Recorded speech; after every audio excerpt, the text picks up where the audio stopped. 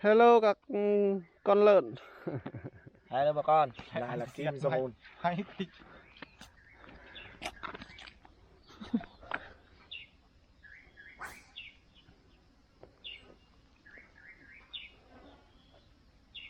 Cả không cần cầu thì cả ươn thôi. Đây tôi sẽ thấy cái mình thôi. Bên cát hệ tăng 45 luôn. Con.